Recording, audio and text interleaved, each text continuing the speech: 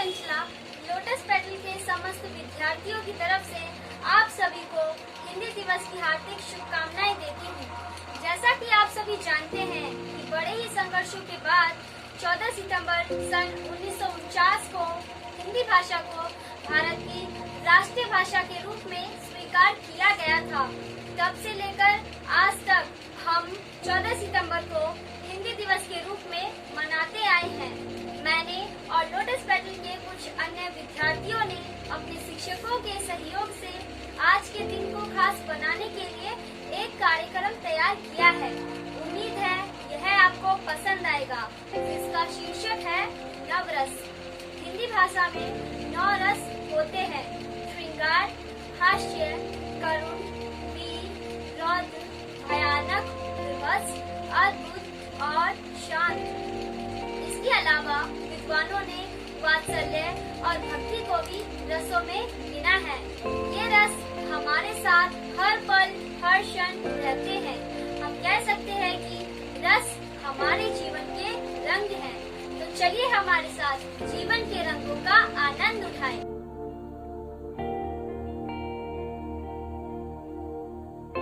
प्रेम की धाराओं में बहता, नारी सौंदर्य में रहता, सभी रसों का है ये ताज, चाहे हो नाट्य या कलाओं की बात। नर नारी के प्रेम में बहता वन आलोक एक शक्ति, ऐसे ही होती है अनुपम सौंदर्य की सृष्टि, अनुपम सौंदर्य की सृष्टि, अनुपम सौंदर्य की सृष्टि। यह है श्रृंगार रस, जो सभी के जीवन को प्रेम रस से भर देती है। ऐसे रस का राजा राजरस भी कहा गया है। यह प्रेम, कला, सुंदरता का प्रतीक है।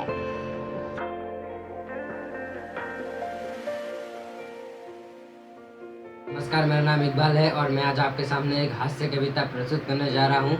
आशा है कि आपको पसंद आए। हास्य है अनमोल खजाना, कभी ठाक के कभी मुस्कुराना, क्रोध उदासी डर को मिटाए, यही सबका मन बहलाए।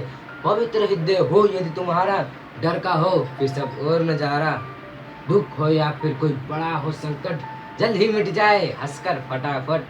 जरा सोचिए, हंसी के बिना आपका जीवन कैसा होगा? जैसे समोसे के बिना आलू, चटनी के बिना चाट, और सबसे बड़ी बात, बिना उत्तर याद किए परीक्षा। सुनिए कैसी हुई थी भूगोल की मेरी एक परीक्षा। भूगोल में था प्रश्न आया, गोल है जैसे धरा, और मैंने लिख दिया पल भर में उत्तर खरा। गोल है पूरी कचौरी, लड्डू भी गोल है, गोल है रसगुल्ला जलेबी, मुंह भी हमारा गोल है। हंस पड़े मास्टर महोदय इस अनोखे ज्ञान पर, बोला बेटा मेरी लेखनी भी गोल है, दवात भी गोल है, और ये ले तेरे नंबर भी गोल है। धन्यवाद।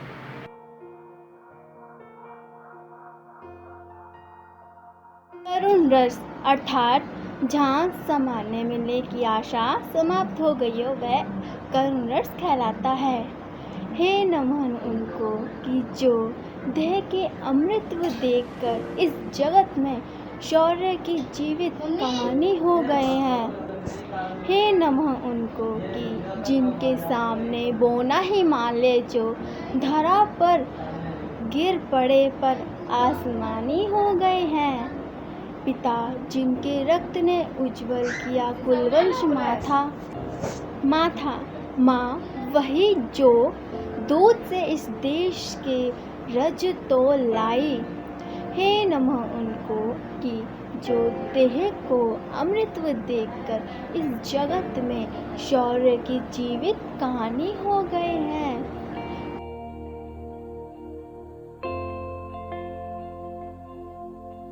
मुझ पर प्रहार करने वाले, चिंता कर अपने प्राणों की, मैं तत्पर हूँ दोहराने को फिर कथा वीर अभिमानों की। जिसने भी मुझे चुनौती दी, उस पर आया है क्रोध सदा, संगीनों से मैं लेती हूँ प्रतिशोध सदा, प्रतिशोध सदा। मुझ पर प्रहार करने वाले, चिंता कर अपने प्राणों की, मैं तत्पर हूँ दोहराने को फिर कथा वीर अभिमानों की। आचार्य भरत मुनि के अनुसार हिंदी साहित्य में 9 रसों में से एक रस है वीर रस, जो वीरता, बहादुरी और आत्मविश्वास को दर्शाता है। कटुता को पनपने देंगे नहीं, जिससे भारत शर्मिंदा हो।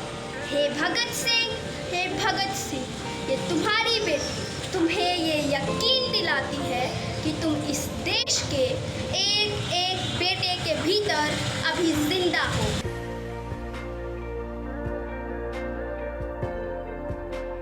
एक कुटिल हैवान की तरह लगा देता है आग प्यार के रिश्तों में, झोंक देता है दिलों को किस्तों में, बांट देता है दिलों को किस्तों में, झोंक देता है खुशियों को दहकते अंगारों में, कैद कर लेता है प्यार को अदृश्य दीवारों में। एक कुटिल हैवान की तरह, एक कुटिल हैवान की तरह। सामान्यतः रौद्र रस को एक नकारात्मक सोच माना जाता है, क्योंकि इसमें प्राणियों का मन ही नहीं अपितु पूरा वातावरण ही दूषित हो जाता है। यह लोगों में समाया हुआ अहंकार का प्रतिरूप है। जब किसी प्राणी की उम्मीदें और इच्छाएं पूरी नहीं होती तो वह इसका सहारा लेता है। आज प्रकृति विनाशकारी आपदाओं के रूप में जो क्रोध दर्शा रही है, यदि प्रकृति ऐसा ना करे तो मनुष्य तो इसके साथ खिलवाड़ ही करता चला जाएगा, जिसके भयंकर परिणाम तो हम देख ही रहे हैं। शत्रु भागेंगे इधर उधर गूंजेगी आज थरा थर थर, शत्रु भागेंगे इधर उधर गूंजेगी आज थरा थर थर। प्रतिशोध की ज्वाला झलक उठी, प्रतिशोध की ज्वाला झलक उठी, कल रक्त से भीगेगा धड़कन, कल रक्त से भीगेगा धड़कन। अपमान की अग्नि के पलशण और तिरस्कार के कटु वचन, अपमान की अग्नि के पलशण और तिरस्कार के कटु वचन। इस क्रोध की अवधि के हवन कुंड में हो जाएगा सब दर्पण, हो जाएगा सब दर्पण, हो जाएगा सब दर्पण।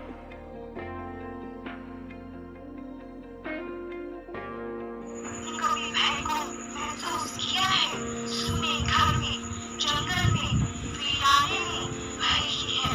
तेज आवाज में, अनजान जगह में, अनजान व्यक्ति में भय ही है। अंधेरे में, आपके अकेलेपन में, मृत्यु में भय ही है।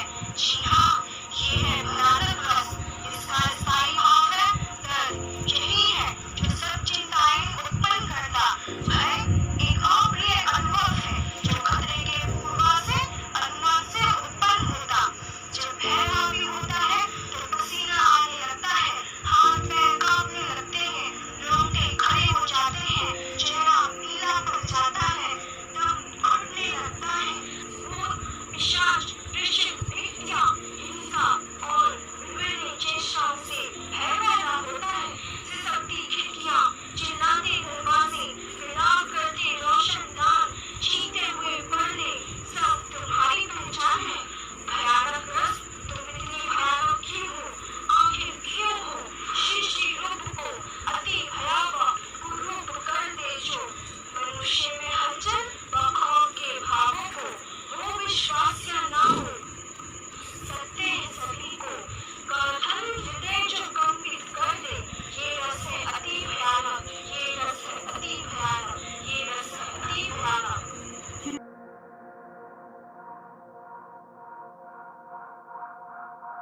विविध रस घृणित वस्तु, घृणित व्यक्ति या घृणित चीजों को देखकर या उनके बारे में विचार करके मन में होने वाली उत्पन्न घृणा या ग्लानि को विविध रस कहते हैं। नाट्य शास्त्र के प्रेरणार्थ भारत मुनि के अनुसार विविध रस भयानक रस का उत्पादक है। यह उष्ण रक्त जम गया, ये प्राण वायु शुष्क है, एक प्रार्थना अधूरी है, देव भी अब रुष्ट है। ये काल तो विशाल है, ये व्याधि विकराल है, विश्वास भी यह हिल गया, यह धूल में मिल गया। शास्त्र भी तो टूटा है भूमि पर पड़ा हुआ, मगर इस धर्म युद्ध में तू खुद तेरा विनाश है।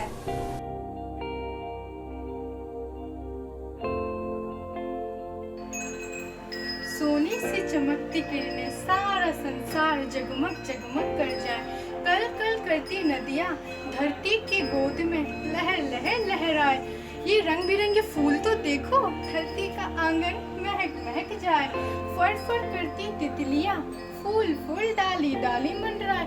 एक और पर्वत राज है खड़ा, अथा दूसरी ओर समुंदर लहराए। एकदम अद्भुत, सब और प्रकृति अपना रंग छिड़काए। अरे अरे, ये क्या हुआ, कब हुआ, कैसे हुआ, कहाँ हुआ? ये सब अद्भुत रस है, यानी कि रहस्यमय।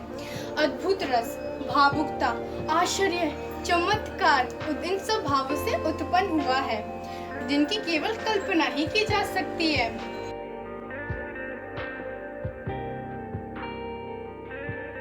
शांत रस, नफरत को अपने दिल से मिटाए, मिलकर दुनिया का रूप सजाए। आओ दिलों को दिलों से मिलाए, शांति का रास्ता हम अपनाएं। ये जो पावन धरती है, ये नफरत से डरती है। इस धरती माँ के दुखों को मिटाए, शांति का रास्ता हम अपनाएं। तोड़े मजहब की दीवार, करे ना भाषा पर टकरार। सबके भले के लिए मांगे दुआएं, शांति का रास्ता हम अपनाएं। किसी को सताए नहीं, किसी का भी दिल दुखाए नहीं। जख्मों पर सबके मरहम लगाए, शांति का रास्ता हम अपनाएं। इसे प्राप्त करने के लिए अपने तन, शरीर व बुद्धि का स्थिर होना आवश्यक है। इसे प्राप्त करने के लिए अपनी इच्छाओं पर नियंत्रण रखना अत्यंत आवश्यक है। इसका इस दुनिया में होना अत्यंत आवश्यक है। यदि ये ना हो तो ये दुनिया विवादों से भरी होगी। नेपोलियन ने अपनी मृत्यु के समय लोगों को यह संदेश दिया कि जब उनका अंतिम संस्कार हो तो उनके दोनों हाथ धरती पर बाहर रखे जाएं, जो कि यह दर्शाएंगे कि इंसान खाली हाथ आता है और खाली हाथ जाता है। इसलिए उन्हें व्यर्थ के झगड़ों पर ना पड़कर शांति प्राप्त करने का प्रयास करना चाहिए। हो उपस्थित ये रस जहाँ, शांति स्वर गूंजे वहाँ। शांति मन में ही उपस्थित है, ढूंढने से भटके कहाँ। इसी रस के कारण गांधी, टेरेसा शांति स्तंभक बने। आप सभी लोग हमारे साथ जुड़ पाए और हमारे साथ जीवन के रंगों का आनंद उठाया, इसका श्रेय केवल एक को ही नहीं बल्कि आप सभी लोगों को जाता है। मैं उन सभी लोगों का धन्यवाद करना चाहूंगी जिनके कारण हम ऑनलाइन पढ़ाई के साथ साथ उत्सव भी मना पा रहे हैं। मैं पुनः सभी का धन्यवाद करते हुए इस कार्यक्रम को इन पंक्तियों द्वारा समापन की तरफ ले जाना चाहूंगी। निज भाषा उन्नति अहे, सब उन्नति को मूल। बिन निज भाषा ज्ञान के